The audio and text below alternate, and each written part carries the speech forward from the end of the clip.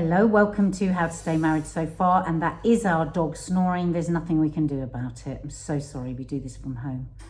This is going to be a very interesting podcast for Mark and I. And just before we started it, we made each other a faithful promise that we would be very honest. Right. Didn't we? Yes. And this comes off the back of an article that Mark found the other day and hurriedly WhatsApped me. So why don't you summarise it? Well, I kind of suggested maybe this would make a good podcast, and as soon as I sent it, I kind of regretted it. So this is a piece that's it's a sort of memoir-y, personal op-ed.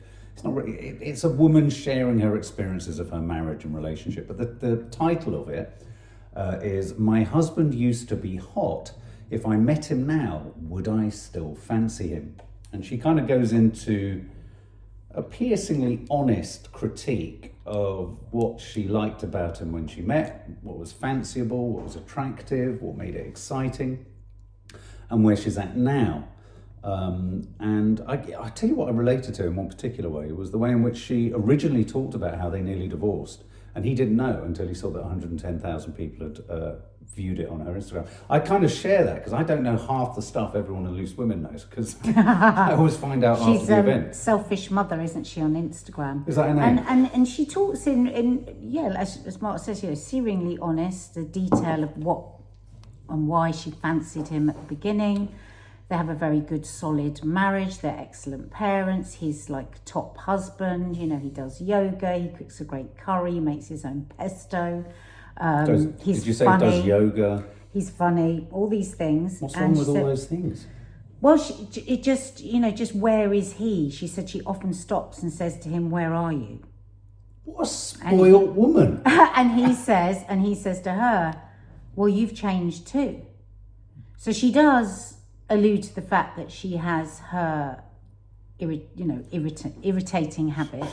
She acknowledges her own shortcomings in about a 5-line paragraph, and she hits him everywhere. And I thought what was notable about this was all the things a man would have thought a woman would have wanted were all the things that made her not fancy him, or fancy him less, or not be what he was. Fancy him less. I mean, she doesn't say she doesn't fancy him, but what she's asking for is still the heady days of the first few months when you want sex all the time on the beach in Ibiza, because that's where they met. But she doesn't actually criticise him. She says he is all these things and yet. So she's actually talking about the indefinable, isn't she? Yeah. She's talking about time and what happens over time. Right. I don't actually think she's accusing him of anything other than saying he's great.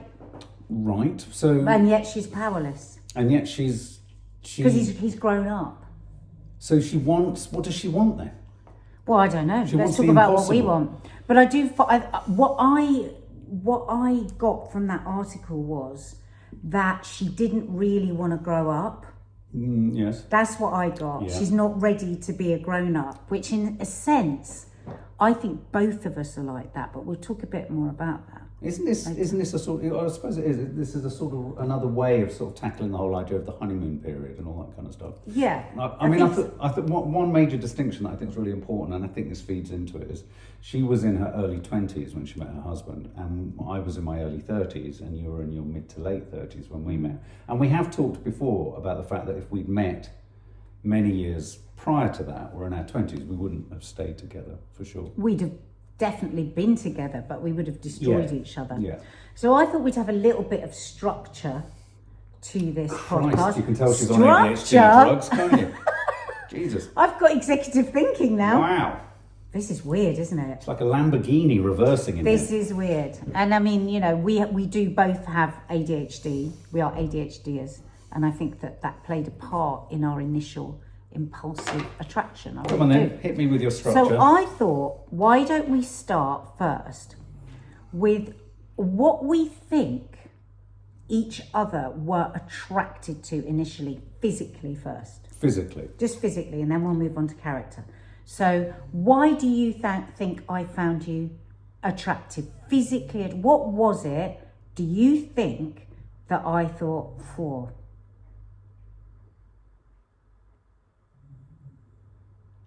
I don't know what to say. I mean, the problem for me with this is I can't objectively look at myself and like anything. So I feel rather fortunate in that my hairline stayed the same. No, you've got to go back to what I'm saying. No, I'm getting there. 'Cause we're getting to that. I'm going in a different direction. Physically, where do you divide physicality from energy, spirit, and attitude? Brilliant answer. That's what I was hoping you were going to say, because you can't do it. We can't do that. I think you liked my legs. We can't. I don't remember thinking anything particular. Oh, about maybe you legs. didn't like my legs. I thought my legs were great. So yeah, it is difficult to remove energy and okay. So what do you think? Why did I find you attractive at the beginning? Mixing it all up together. Because I was supremely confident. I was clearly creative. I think you were drawn to a sort of wild kind of improvisational professionalism. We could just whack out the content. Said the bishop to the actress. But we could whack it out, and I'm not saying this is what I thought of myself, but I think this is what you had, and you like the idea that we weren't rigid and there was a sort of creative air to things, and I think you probably liked that aspect of me, which was more confident, not necessarily always with drink, but I felt more confident, I suppose, and I think there was a confidence that kind of came out. I was, very much talking about my children. I think you liked that. I think, and I think my energy, probably my energy would have been something that you were drawn to. And I think my intelligence, insofar as I could have a sort of, if you like, not intellectual laugh, fun, have a sense of kind of, yeah, it's a party, let's be the life and soul, but could also, I think, pivot towards more intellectual things where we could talk about things that perhaps you weren't, art, literature, all this kind of stuff. And that I could combine those two things, because I think when I think most positively about myself, I think I like the fact that I can be really mainstream, really sort of, I can be drawn to really populist things. I don't have a problem with blockbusters. I watch shit on television. I like that. But I also like to straddle that and highbrow stuff. And I think that might have been a bit attractive too. Well done you. I've never heard you say so many positive things about yourself in But one I didn't feel go. any of those about myself. And I think that a lot of that came from the fortification of drink and something of a reputation. But what I would say to that is, if a marriage guidance counsellor or any counsellor, therapist, anyone had just heard you say all of that, and you've done a bit of counselling, training yourself, what would they say to you about all of what you've just said? Because it isn't just what you think I might have been attracted to. I would suggest it's what you know, but you don't allow yourself in that very British way to validate yourself. Right. You even when you said all of that, which showed really good knowledge of yourself and what's attractive about you, you then had to say, but that's not what I think about myself, that's what I think you thought about me. Yeah, absolutely. And I think it's mediated through, you asked me to say what I thought you found attractive. Now, the fact that we're still together, the fact that we got together means you must have been attracted Where to something. does that thought come from, though? That's what I find attractive. That's what I would have been attracted to. Because, sorry, I don't understand the question. Because it comes from a deep knowledge in yourself as that's what you are. No, I think... And that is a confidence No, I disagree. I that think you don't allow yourself to have. I think my feeling... I think that sense of myself took an enormous hit. I don't want to get emotional about this. Oh, sweet. No, I think it took an enormous hit when I stopped drinking. Because I had a perception, a self-generated but societally generated perception that you stop drinking, you stop being able to party, you stop being able to be social. And I have to say, back then, I was incredibly social. But it was only through drink that I could actually achieve it. I, in a way, just continue to believe that, in a sense, I suppose we would sum it all up by saying not being able to be all those things is boring. God, so interesting. And being life and soul, being exciting, being unpredictable, being confident when fortified before incoherent, when too fortified. I just think, I think it all changed when I stopped drinking. And I think across time, because it's really interesting because all of what you've just said then, that you feel you lost when you stopped drinking, was none of what you said you felt I was attracted to you by in the first place. It's interesting, isn't it? Because you didn't say in that first bit, well, I think you're attracted to the fact that I could be the life of the soul and that I was this and I was that. And you were actually right. But you were actually right with what you first said. But I was all of those things because I was an unrehabilitated kind of person who was, you know, on a hedonistic drive to, and you were hedonistic, and I think we connected in the hedonism. I think you were drawn to not necessarily the bad boy in me, but you were. It was, you know, there was a wildness and an unpredictability and a chaos and a, in retrospect, a sort of ADHD sort of, you know, randomness and impulsivity and yeah, I mean, and... Okay, that's a good answer. So, yeah. What? That was all the things I was trying to do. But not... What, the drinking? Not the drink, the bit that you feel grief over, I didn't... Yes, we used to have fun when we used to get pissed at the beginning, but it was always awful afterwards. So that wasn't a thing.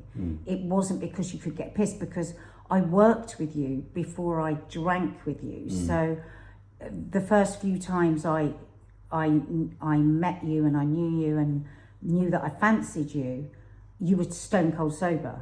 So it was nothing to do with you being drunk or being... I never thought of you as the life and soul of the party, actually.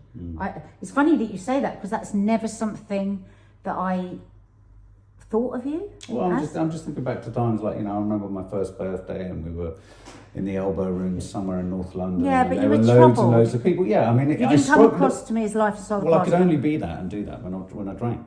But you came across to me as troubled on that night. That was like a little red flag. You thought that you were probably showing me the life and soul of the party, but what you were showing me was troubled. I didn't know what it was, because it was early days, wasn't it?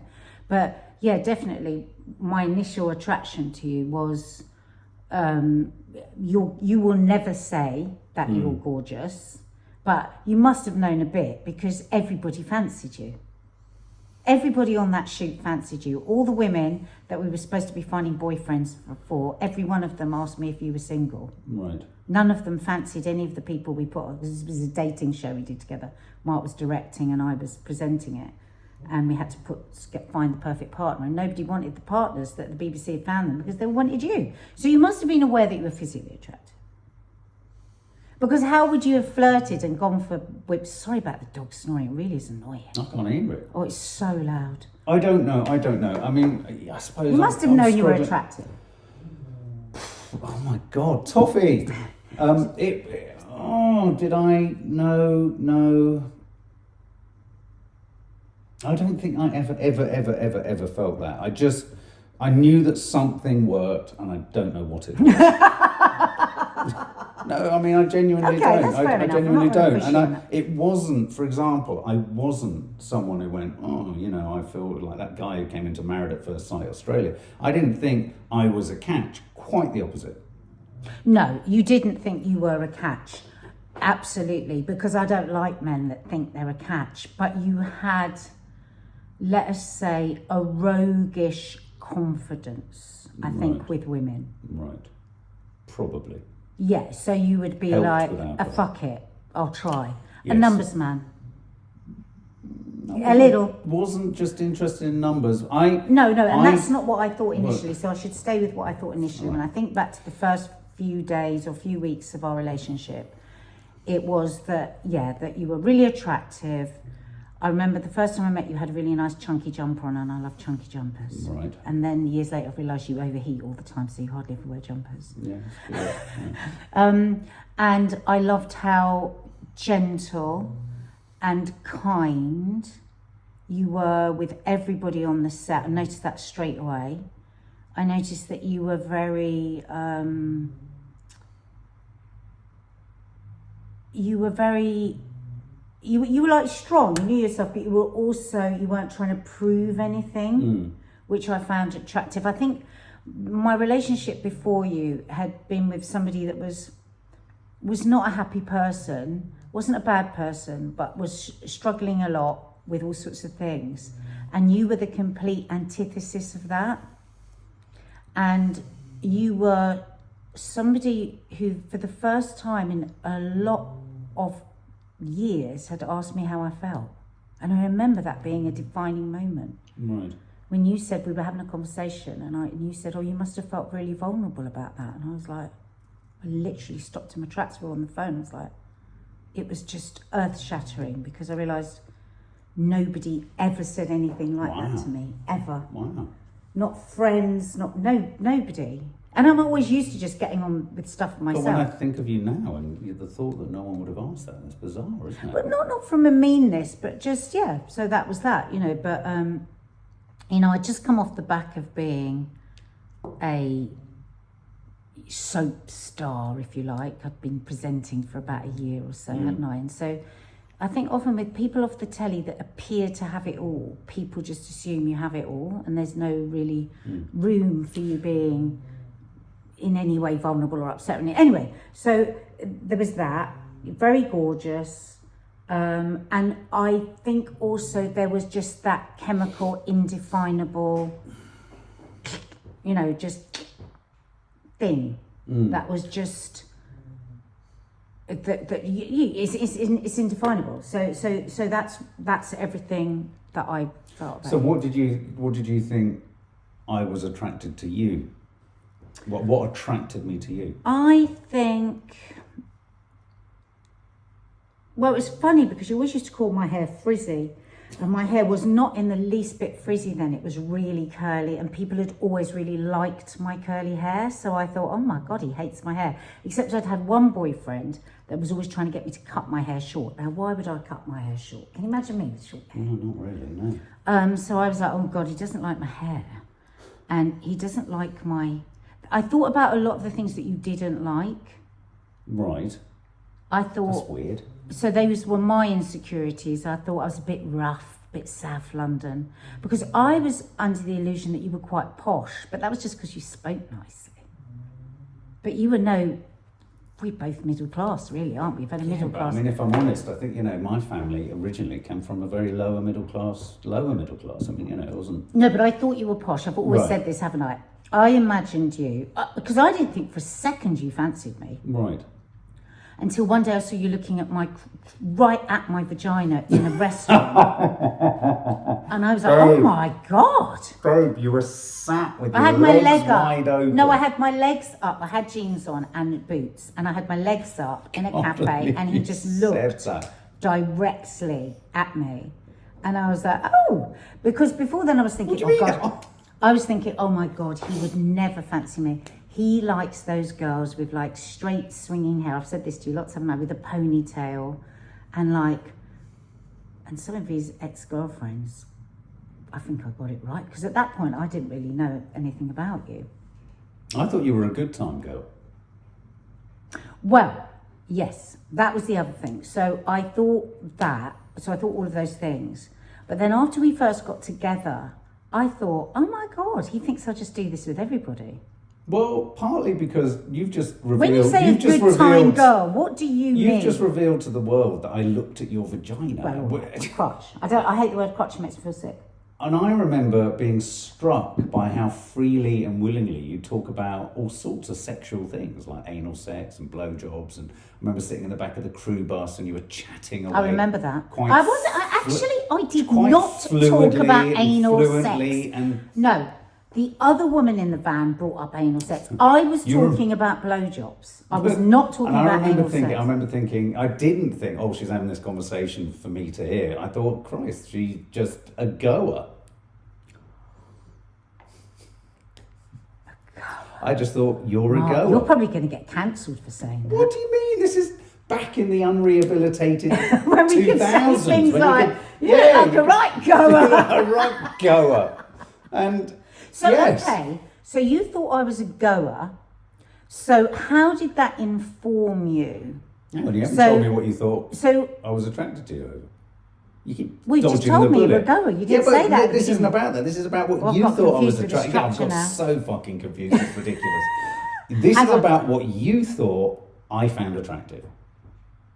Oh, I've said what I thought was attractive about you. You've done it wrong. No. I said what I thought you found attractive about me. It's not how I feel about myself. And what am I doing? Telling us what you think I found attractive about you, beyond your crotch.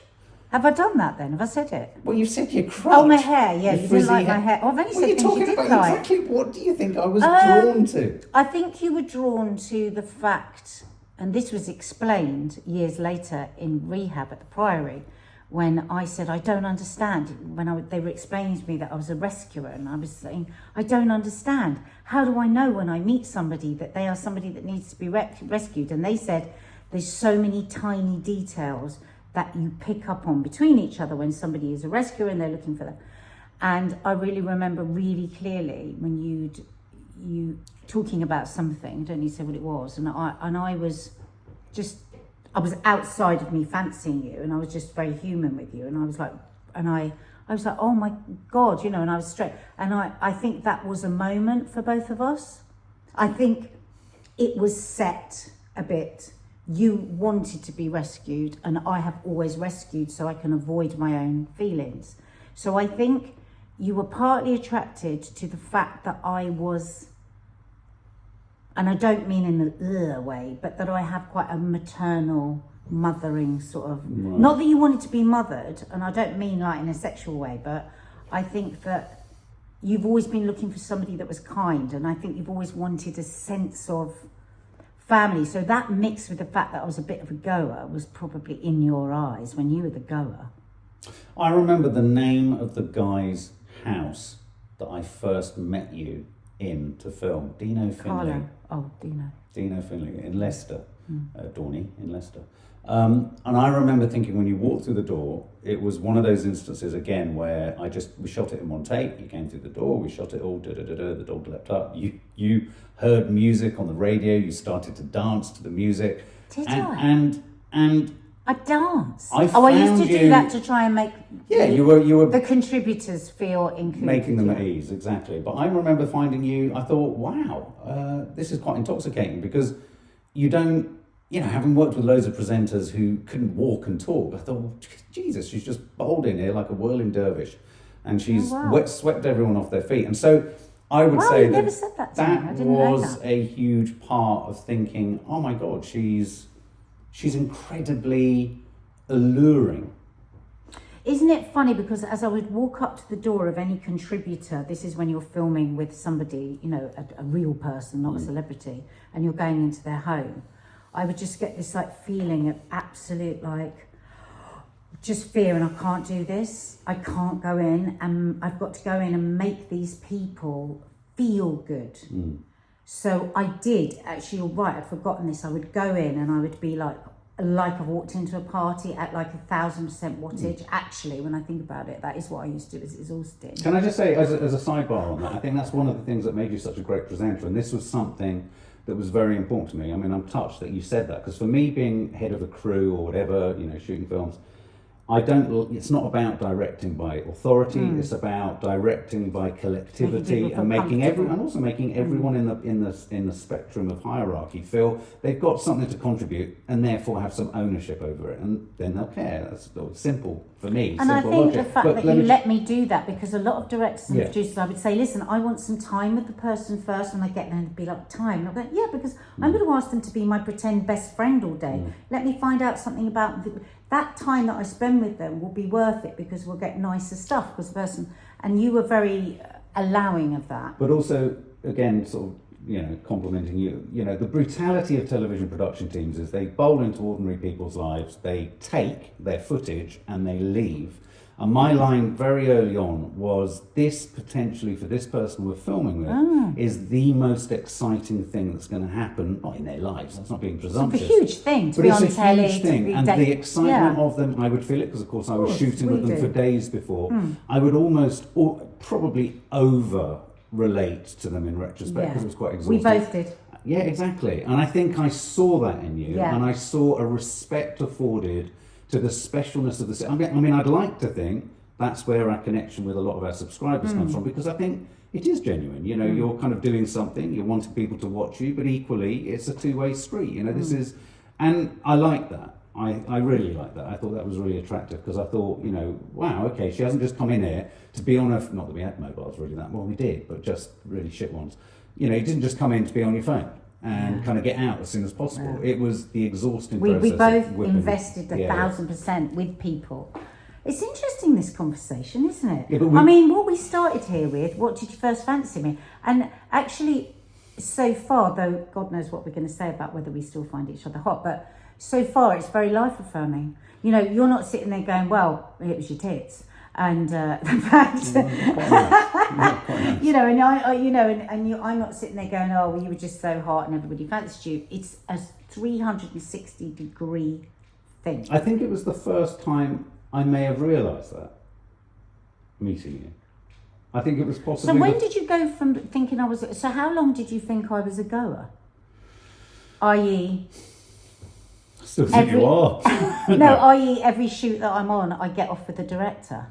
For quite a few years. Years. I'm just being honest.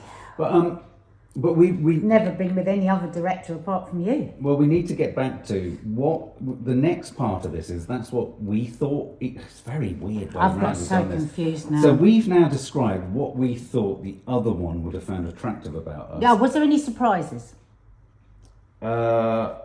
This is a different question to where we were going. The next question was going to be, what do we each think the other one finds less attractive about each other? So this is what we found. Why don't we just tell each other? Okay, so we've just discussed what we found attractive in the beginning, right? What we thought the other one found attractive. I don't know why. This is ADHD structure. You had a list, but it makes no fucking sense. I'll tell you why this is relevant. Because if we now think those things are no longer there because we've got older and we're punishing ourselves, and they may not even be things that people found attractive. So always say, what? I literally don't understand. So say right, one of the things I thought that you thought was really attractive to me about me was my incredibly toned stomach, which I've never had. Yes. And now my stomach isn't incredibly toned. I might say to you, well, I think the thing you were most attracted to was my stomach, and obviously you can't find me attractive now because of my stomach. Right. And then I could be wrong. Well, I think we've established it's not about physicality. I think this has gone wrong. So is there anything we physically fancy less about each other? So I think this is why we needed to say what we thought the physically we found, but we couldn't, because we said we couldn't separate it. So, for instance, there are certain things that you say you hate about yourself, and I'm not going to say them because people, run with that. But in 20 years of marriage, I have never been able to convince you that it's one of the things I find really attractive about you. Mm. It's long, and isn't that? It's not his penis, but well, I do like his penis. Just make a note of that time code. But so what I suppose I'm trying to get at is we're so warped with what we think is attractive about ourselves and what other people want from us and all of that. That getting older and over a long time, over a relationship, people, I think why a lot of people start to disengage and communicate less is because they start to not fancy themselves. When you're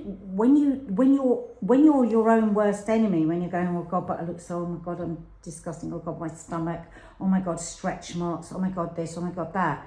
How are you going, that's going to affect how much you find your partner to be hot or not. You know, you've got to find yourself attractive as well. I think the physical side of things has become more significant to me as I've got older. I do worry about, and this is the kind of dance that relationships do, isn't it? Shadow dance each other. In saying this, I don't think it of you, because whenever I say I'm worried that I'm getting wrinkly, that I'm getting saggy, that I've got lumps here, bumps here, wrinkles here, hairs here, and all this kind of stuff. But I do think all of those things about myself, but I just don't say them. No. But what you often come back with when I say that is, well, then what must you think about me? Whenever I sort of downgrade how I feel about myself, you often say, well, then what do you think about me? And it's not a quid quo pro swap situation. Well, can I say to you why I say that to you? Why? Because when I see my jowls just dropping here, and I thought, oh my God, I just hate that, and I think about facelifts and everything, and I think, well, I don't think Mark sees that. I don't think. So then, when you say, "Oh my jowls, oh my jowls, oh my jowls," all the time, I'm thinking he's seeing that in me as well. Like, you know, we all have those awful photographs that we catch on our phone, and I just think, oh my God, I look so awful. I look so like jowly, and so I stop myself and I say, don't be so brutal to yourself. Look how much you've worked on yourself, and I talk myself out of that stinking thinking. So then when you talk about it constantly about yourself, I do think, God, is he looking at me in the same way? I can't help it. But you think that of yourself? You make me... No, I think it of myself. I talk myself out of it. I don't voice it. So why wouldn't you think that of me? Because the way I talk myself out of it is I go, I don't think Mark notices this. You're just being so brutal on yourself. You're an ever-moving person. If I stop now and I look down on my phone, you're going to see one very clear, unpleasant angle. But how often do we stop in one angle and show somebody that particular part?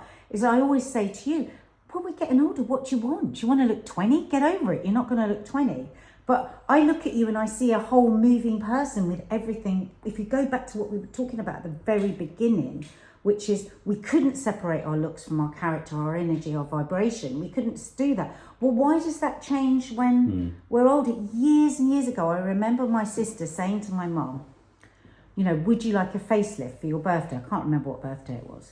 And she was like, oh God, I'd love one, all of this. Anyway, told my dad, and my dad genuinely sat there just completely confused. And he was like, but what, to look 21?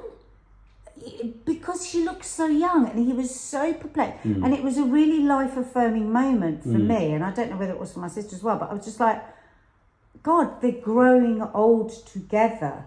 They're seeing everything. All life is coming together. Now, of course, I'd love to look 25 again. You'd love me to look 25 again. No, I wouldn't. Okay, so why do I have to want you to look 25 again? I don't know. I mean... Yeah, come on, right, you're joking. No. If somebody came here and said, I can click your finger, you've got $1,000 and you're going to go back and you just get, oh, you're still alive together, but you're going to look 25. Of course we would. Yeah, I guess so. Of course we would. Yeah, but I mean, I think, okay. Well, so that's the physical side. So we're going with the hot. Remember, this is the theme of the podcast. Have we remembered that? What? Do we still find each other hot? Yeah, okay. Yeah. So we're not there yet. No, when are we going to get there? I don't know, because I don't know where we are keep now. going through each other in this very confusing fashion. So it makes so much sense when I wrote it down. Okay, well, I'm going to chuck my... Okay, what do I think you don't find attractive about me now? Yeah, what haunts you now? If you think, God, we've been married 20 years, she must find and this is beyond physicality, because I think one thing I'd just like to add on the end of that is I feel it is incumbent on me to keep myself as fit as I can, as potentially tight and as nice as I can. I don't just do it for myself. I do it for you. I know you do. And you do it 5 days a week. Joe Wicks, you're mad.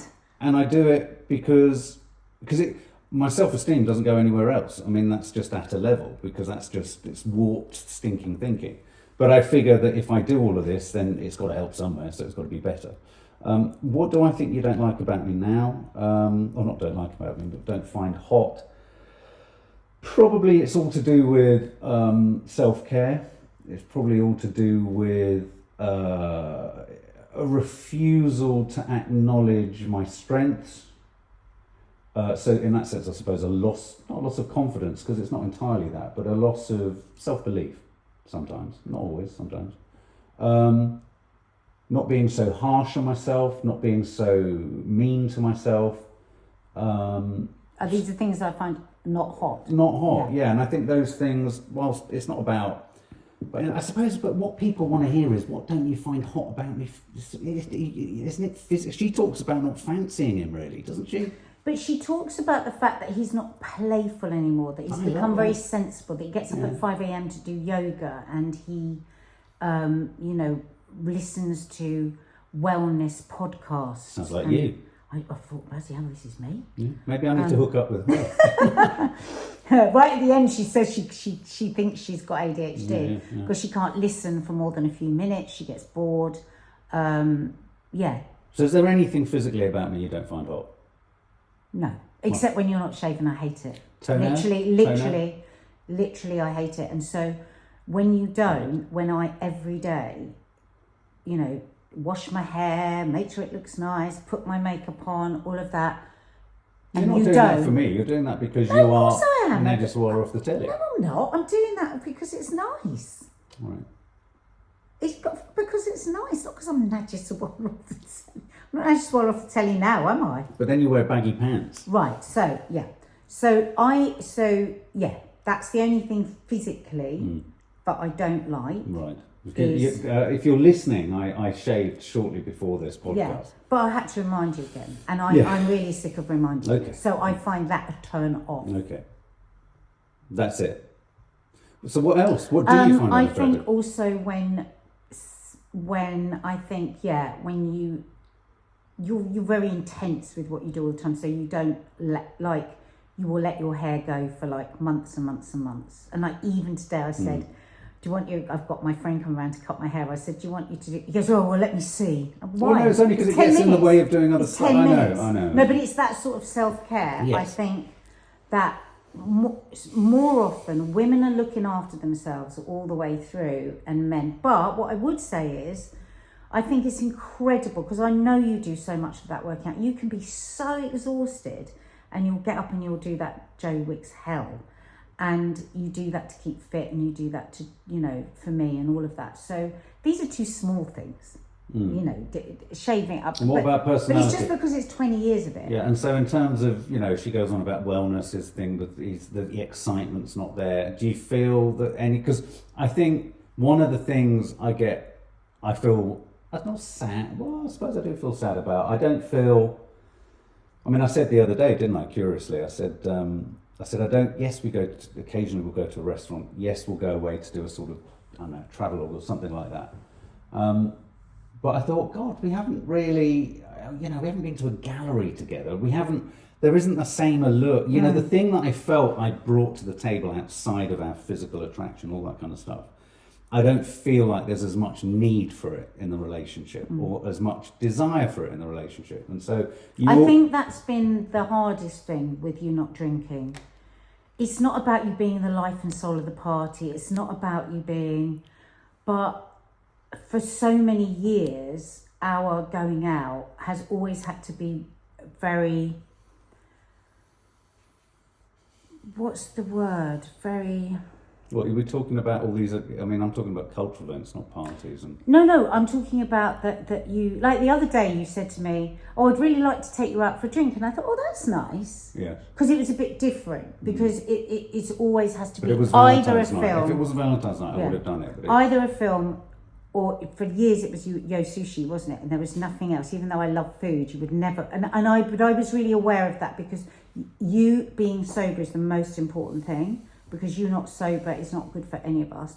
So for a lot of years, I think we were just working around where, for you to sit in a bar, to go to a pub, these things are horrible for you. But I think now you are much more sober after 20 years. And I think sometimes it would be nice to do things like sit in not a raging pub or a raging club, but to do things a bit like we used to, but without you drinking. Like a lot of sober people do go to parties, do go to pubs, do go to things, just occasionally.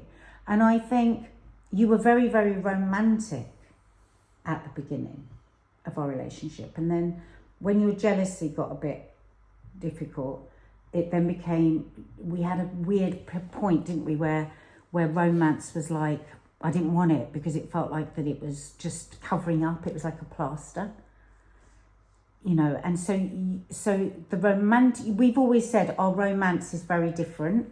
I love language. So your romance was very much, you made me beautiful poems, paintings, just like surprise things. Whereas mine is always, I think, my romantic self is very much like there for you, like 100%. Worrying about you, looking after you, feeding you, all those things. My love language is different. But yes, and sometimes I miss that romantic side. I miss you wanting because I felt what I brought, yes, you bring all those things and it's lovely, is that I felt I brought other stimulation outside of the bedroom, other stimulation outside of the domestic, or in a sense, or the caring or the familial. I loved it when I introduced you to something, and because I hope I wasn't introducing it in such an arrogant, sort of pretentious way. You would swell towards it, and I still have that in me, and I still wish I could. But there's and I don't, no time, I don't feel. Yeah. Well, for example, I just wanted to just take you out next week, but I know I have to check in with your schedule, and suddenly then you have to say why, because you go why. And we can't do surprises. But it's like when I realised it was you arranging something, I thought it was for a work thing. Yeah, but as soon as and I put it into my phone straight away. Yeah, but as soon as but the fact back then we didn't even need to ask each other. Well, of course, but this is about being a grown up. But this is what she's going on about. This is what she wants, is to be 21 on the beach in Ibiza. And I think what hampers her is that she was 21 or thereabouts with him. Exactly. And so there's far more of a contrast between where she is now, and I think there would be with us if we'd met in our 20s too. Because we've been going for a remarkable amount of time. So what do you think I don't find as hot about you? Okay. Definitely my white hair. You said it's like looking at the last chamber of life last week on Coffee Morning. No, definitely. No, but before you said white hair looks like you're in the last chamber of life. I have, every time I've caught myself, and it is really hard to keep up with grey hair when you've got such dark hair. Blonde people, it just doesn't show up. But every time I've caught myself where you might have been filming me, and I see it and I think, because I'm 7 years older than you. How much older am I? 6 years older than you. And I do think, God, you must look at that and go, Jesus, she's an old woman. No, but I'm telling you what the insanity of these things. My arthritic thumb, I think I've got to stop talking about it because I think that's a bit annoying. Well, it's only because but I don't find that unattractive. What do I no longer find hot about you? Well, this is, I used to have a normal thumb. Now I've got an arthritic thumb. Where is your thumb coming into our lives? When I go, oh, my arthritic thumb, I just think, don't do that, sounds pathetic. When my knee clicks a lot, because I know your mum's had a lot of trouble with her knees, and I think, oh my God, on my knees, reminding him of his mother. Honest to God, this is what I think. Right. I think, the way I dress around the house, I have been trying to be better, but I do like being comfortable. So definitely the way that I dress. When I'm in my TV mode, you've never liked that or fancied me. Like if I'm dressed up for Loose Women, you've always just found it a bit blech.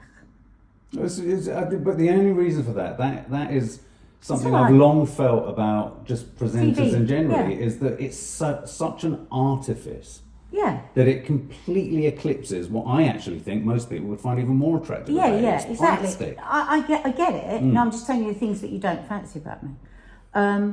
I think when I am too scattered and like intense and furrow-browed, which is, I think, the same for any couples, isn't it? We spend so much time together that we're going to have periods of time where we're furrow-browed, but I think you find it very irritating. I think also it's that fine line with me, isn't it, where I'm desperate for you not to die, and because I do read up a lot about health and stuff, I see so many things that worry me that you're going to die. So I nag. Right. I really nag about health, and I think I mean, I don't like to use the word nag because I do think it's always used against women and never against men, but I think that's a very unattractive thing. I think my grinding of my teeth, my snoring, my farting, mind you, yours is worse. Loud eating. But these are all quite surface little things, aren't they?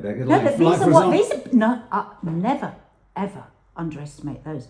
Those are the little nibblers that eat away at a marriage. Because, for instance, I was just thinking then my eyebrows. Yeah. I've been looking at eyebrows the whole way through, thinking, why doesn't he just trim his eyebrows?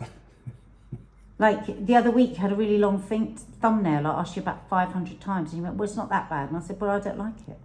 Okay, so all of that sort of stuff. My hair. You've got lovely hair. I worry, the thing I think I worry most about is not being, and this is something I've worried about with my mental health, with my addiction, stopping drinking and taking meds, is not being as much fun as I used to be. I will be incredibly, and can be incredibly, I mean, guys on the channel will know I can be very silly. I try to be very funny. I had to fail often. I was editing something the other day and I was thinking, but she talks a lot in that article about how her husband's not playful anymore. I love how playful you are. I just wish, the difficult thing for me is when we go out, I always feel like you're tense because of people listening to us. I sometimes think you find me so embarrassing. It's like you want me to be so quiet. And so often I feel really like stiff when we're out because I'm like, and I'm just... No, I hear that. And that's not fun. That's the thing that's not fun. But the reason for that is very simple, which is as soon as we step into almost any space, we are public property and everyone is staring. And but so for someone, that's easy for you to say. It should be easier for you to say, because if I'm anything and people see, they're going to say that Sawalha was da-da-da. She was a bit pissed, she was a bit loud, she was laughing too loud. I mean, what do I ever do that's terrible anyway? No, I know. But I feel like I'm supposed to For me, it ruins the sense of privacy, anonymity, the ability to just be a normal couple. I think we should work harder on that after 20 years. I know. Because it's not nice for me, because I feel like I can't be me with my husband. Yeah, fair enough. I mean, we are on the channel all the time. Exactly. So, in summary, do we have any more categories of telling each other what we think the other one thinks? I don't think, no, because I've got so confused. I need to have a lie down. Bloody hell. Right, so, $64 million question. Do I still find you hot? Oh, I thought we'd done that, no? What do you think? We haven't answered it. Yes. Oh! Don't spoil it by now knocking it all down. Do I find you hot? That's a huge thing for you to say that. Do I find you hot? Still. I just don't know. I think we'll leave that to you guys. Oh, that's so unfair. Why am I getting so high-pitched? Okay, guys. You definitely do. And you've got to... Here's something for you, right? Here's something. And for anybody listening to this. God, fucking most of the time, we have no idea what those little things are that the other person finds so attractive, right? So when you're focusing in on zeroing in on a wart on your chin or a jowl, you are missing the point that there could be a whole load of things you've never even seen in yourself. Because the thing, like, there's one thing you did about a few minutes ago that I absolutely love about you that I can't tell you. Because the minute I tell you, you will start obsessing, you will start trying to do it, and you'll ruin it. It's like when you found out I found it hot when you put your arm on the car seat like this to turn and park. And then you kept doing it, and then it wasn't sexy or fun anymore because you were conscious about it. You like my new film camera. Or I like your camera. All these, but even then you've started just doing it now, posing. So it's all the things you would never notice that I find the hottest. So rather than focusing on stuff I don't even think about, just accept. I've been with this woman 20 years. She still fancies me. I'm obviously never going to understand that and let it go. I agree, but I suppose what this woman does describe in this article is what I've always feared getting old in a relationship is about. A gradual loss of interest and a gradual... But that's what you've ever said for the last 20 No, years. I know. Annoying. And all I've spent my time doing is waiting for that I moment know, to come. ruining the moment you're in. One foot in the past, one in the future, shitting on the present. That's what you do. And if you do it at home, stop it. Because the time is now. The time is now. Okay, babe. So, have you pulled? Have you pulled? Yeah. We're going to rewind this to find out what it was I did. Oh, God, I bet he does. But did I tell you the exact time? No. You won't be able to see it because No. it's imperceptible. Oh my God, what the hell could it have been? I told you it years ago, but you just was like, you just couldn't Okay. get it.